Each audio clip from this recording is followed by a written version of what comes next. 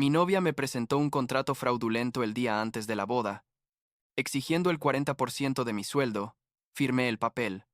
Pero cuando llegó el momento de los votos, saqué el documento frente a 200 invitados. Y lo que hice los dejó sin palabras. Tengo 28 años. Trabajo en tech. Bueno, trabajaba, ya les cuento. Y hace 3 meses estaba a punto de casarme con la mujer de mi vida.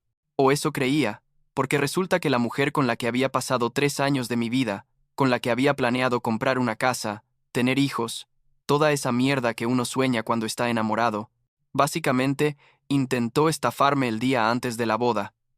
Y no estoy exagerando, literalmente el día antes. La cosa es que necesito contar esto, porque todavía hay gente que piensa que fui un idiota por cómo manejé la situación, pero honestamente, creo que hice lo correcto. Bueno, tal vez no de la mejor manera, pero ya sabes, cuando te traicionan así, no piensas muy claro que digamos. Conocí a Rachel hace como 3 años y medio, en una conferencia de tecnología. Yo trabajaba para una empresa de software bastante conocida. Ganaba bien, no era millonario pero tampoco me iba mal, y ella trabajaba en marketing para una startup. La primera vez que la vi pensé que era la mujer más hermosa que había visto en mi vida. Ya sabes, ese tipo de conexión instantánea que uno siente y que cree que solo pasa en las películas. Empezamos a salir, y todo fue perfecto durante mucho tiempo. Viajábamos juntos, nos reíamos de las mismas cosas, teníamos los mismos planes de futuro, o al menos, eso pensaba yo. Su familia parecía normal al principio. Sus padres eran un poco intensos, pero nada fuera de lo común. Y su mamá Débora siempre fue muy amable conmigo, tipo esa suegra que te cocina tu comida favorita y te pregunta, ¿cómo te fue en el trabajo? Nos comprometimos hace como 10 meses. Fue súper romántico. La llevé a ese restaurante fancy que ella amaba, con vista al río, y le propuse matrimonio con un anillo que me costó como 3 meses de salario. Ella lloró, yo lloré. Fue perfecto. Empezamos a planear la boda inmediatamente porque Rachel siempre había soñado con casarse joven, y yo estaba listo, o sea, llevábamos 3 años, juntos, y me parecía el siguiente paso natural. La boda iba a ser grande, tipo 200 invitados, porque la familia de Rachel era enorme y mis padres también querían invitar a un montón de gente. Gastamos una fortuna. Entre los dos pusimos como el 60% y los papás de Rachel el resto. Creo que en total fueron como $80,000.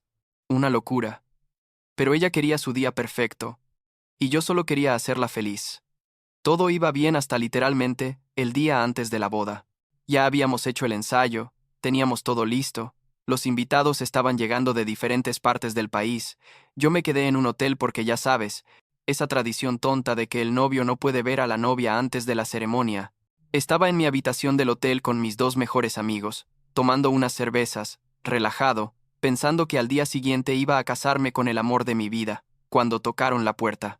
Era Débora, la mamá de Rachel, y traía un sobre Manila.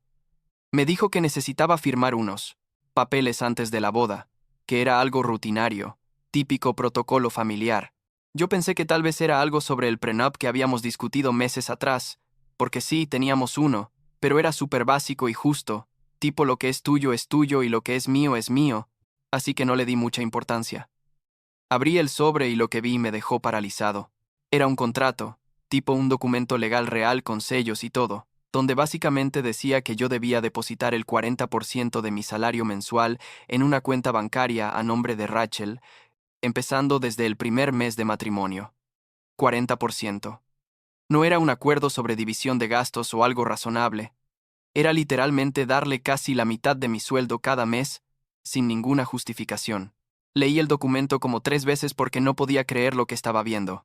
Le pregunté a Débora qué mierda era esto y ella me dijo, muy tranquila, que era lo que Rachel quería como seguridad financiera, que todas las familias lo hacían así, que era normal. Le dije que eso no era normal, que nunca habíamos hablado de algo así, y ella me respondió que si no firmaba no habría boda. Me quedé ahí parado como un idiota con el papel en la mano, mientras Débora me miraba esperando que firmara. Le dije que necesitaba hablar con Rachel inmediatamente, y llamé como 10 veces, pero no contestaba.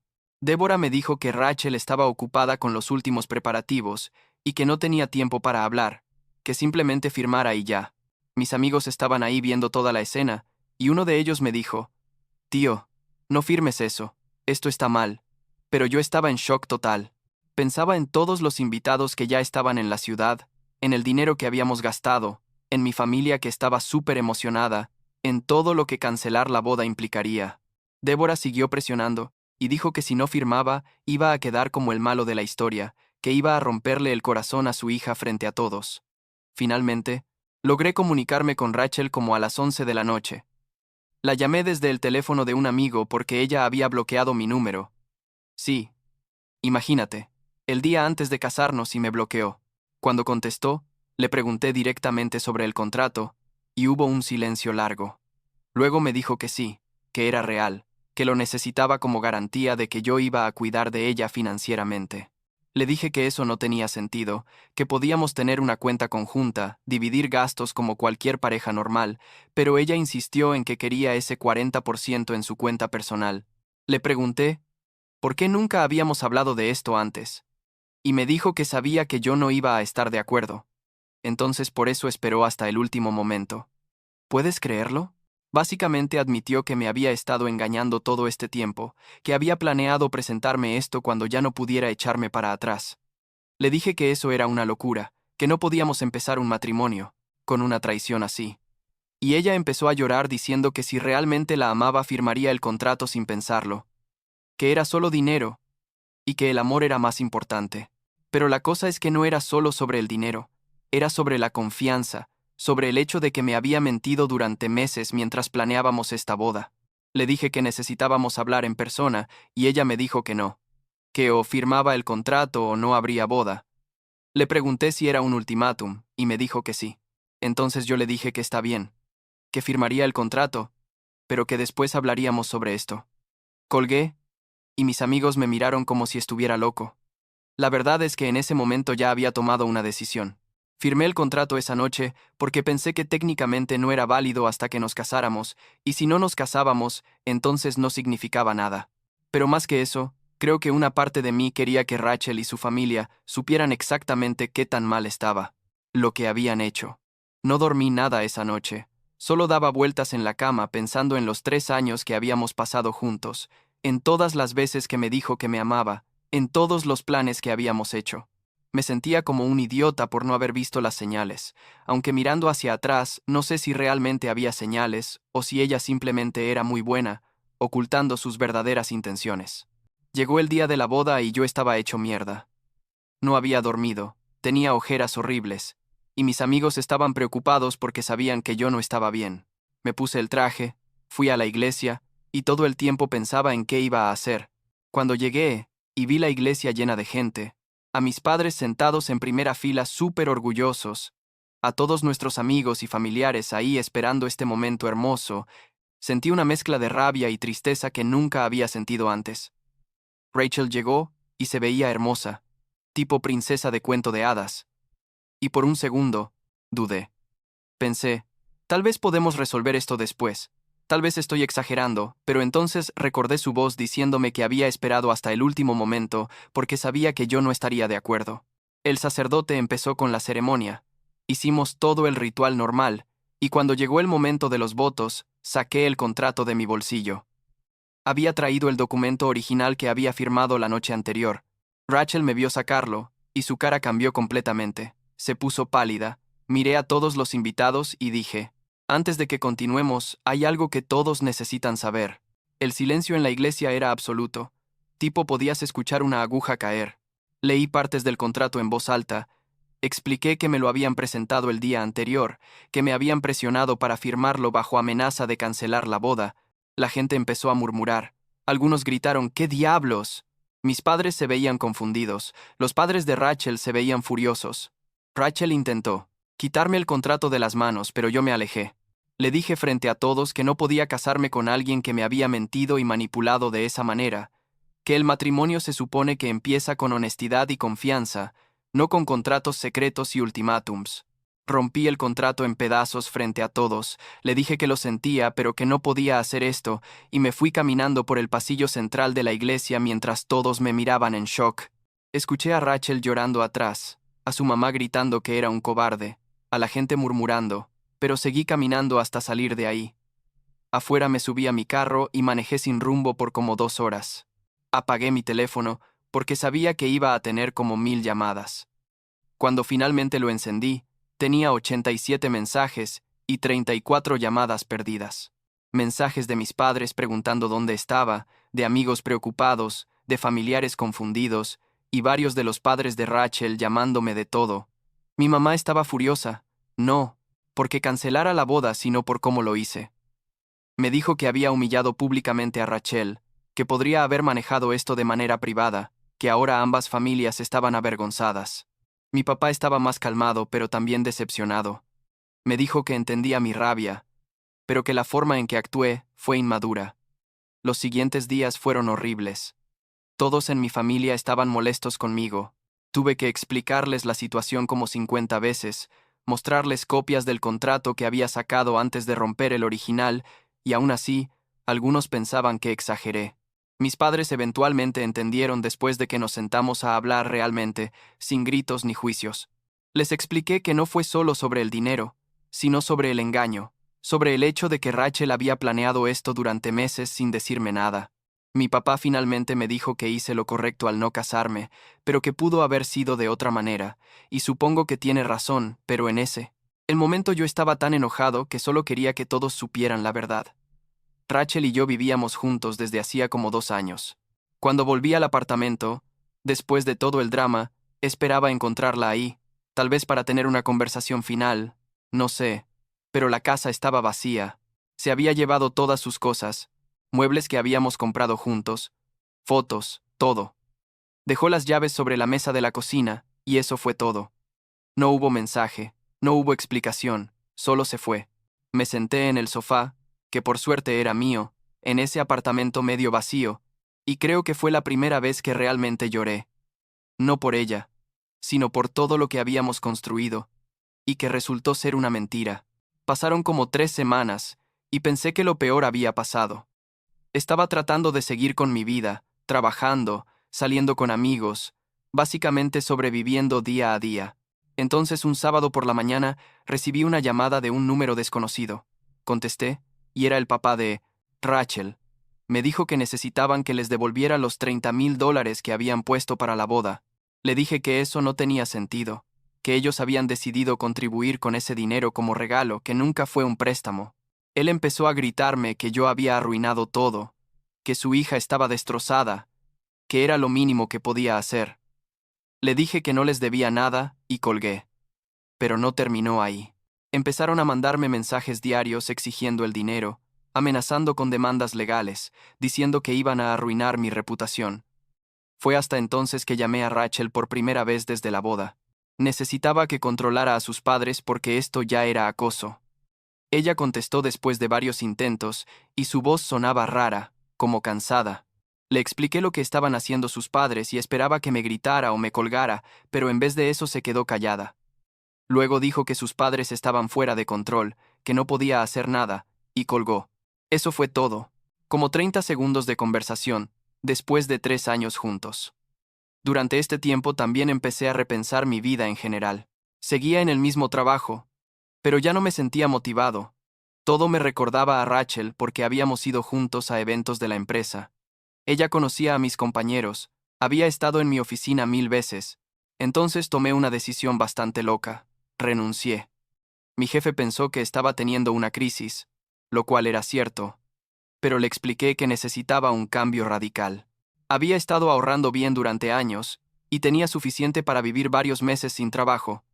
Mi papá, que siempre había querido que trabajáramos juntos en algo, me propuso empezar un negocio. Él tenía experiencia en consultoría y yo en tecnología, así que combinamos fuerzas. Invirtió como $50,000 y yo puse otros 30,000 de mis ahorros y empezamos una empresa de consultoría tecnológica. No voy a mentir, los primeros 2 meses fueron durísimos. Conseguir clientes, establecer procesos, trabajar con mi papá que tiene ideas muy diferentes a las mías, todo fue un desafío. Pero también fue terapéutico porque me obligó a enfocarme en algo productivo, en vez de solo pensar en Rachel y en cómo me había traicionado. Mis amigos me apoyaron un montón durante este tiempo. Salíamos a bares, veíamos películas, trataban de mantenerme distraído. Uno de ellos me dijo que vería esto como un bullet dodge, Tipo, imagínate descubrir esto después de casarte, hubiera sido 1000 veces peor.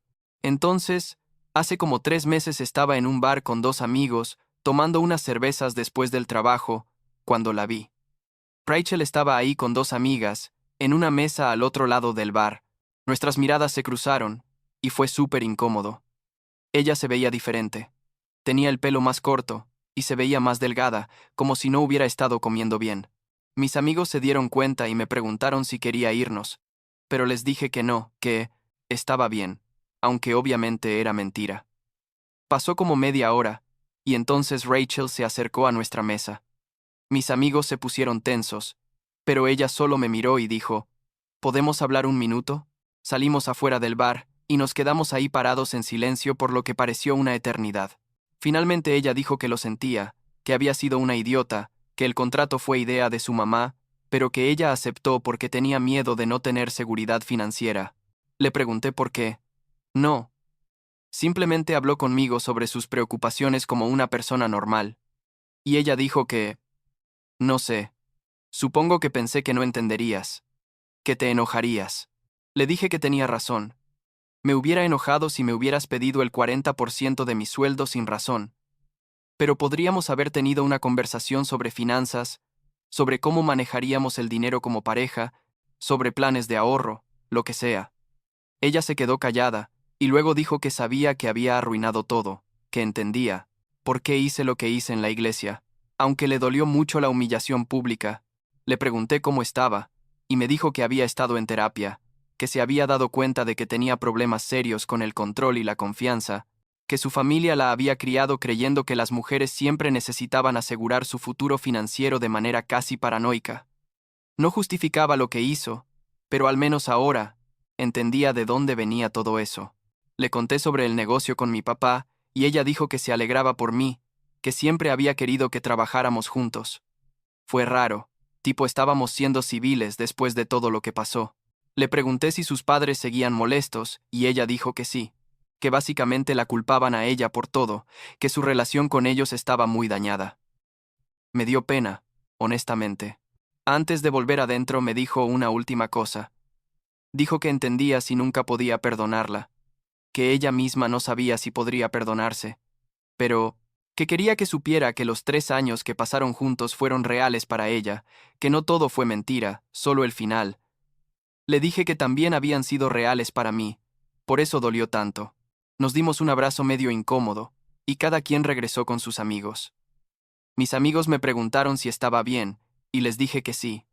Sorprendentemente estaba bien. Ahora, 3 meses después de todo esto, puedo decir que estoy en un lugar mejor. El negocio con mi papá está creciendo. Tenemos ya 5 clientes fijos y estamos contratando a nuestra primera empleada. Mis papás y yo estamos más unidos que nunca.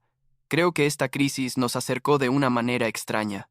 Todavía hay días donde pienso en Rachel, donde me pregunto qué hubiera pasado si ella nunca hubiera sacado ese contrato, si hubiéramos tenido una conversación honesta desde el principio. Pero la verdad es que alguien que te puede engañar de esa manera probablemente no es con quien quieres pasar el resto de tu vida. La semana pasada uno de mis amigos me preguntó si me arrepiento de cómo manejé las cosas en la iglesia. Le dije que no sé.